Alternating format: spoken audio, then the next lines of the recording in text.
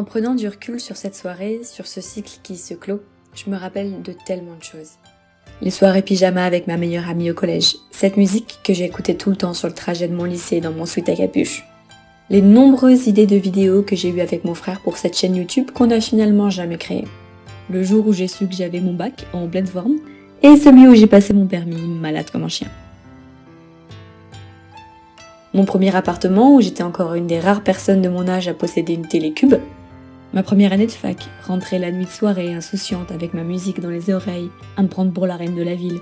Les soirées traquenards, celle à traîner sur un canapé sans rien faire avec là ou les mêmes personnes, et celle à sortir, à danser, à poster des snaps regrettables au matin et à rencontrer du monde. Les cours en amphi, quand on y allait, et les cours obligatoires d'italien et d'anglais.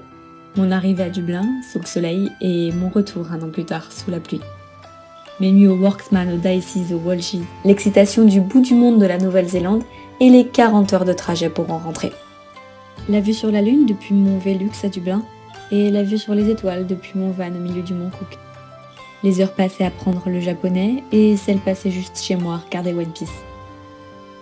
Quand j'ai déménagé toutes mes affaires en train à Cergy la veille au soir de la rentrée, alors que j'avais jamais foutu les pieds dans cette ville, les heures de visio sur des projets de groupe, 2 autres déménagements dans une nouvelle région, tous plus rocambolesques les uns que les autres.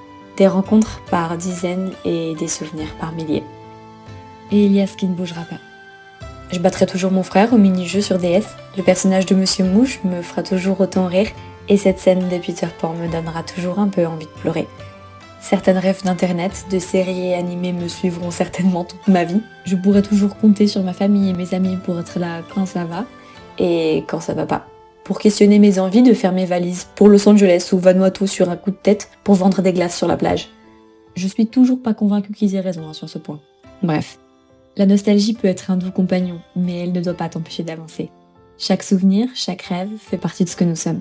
La vie continue, et le futur reste encore à écrire.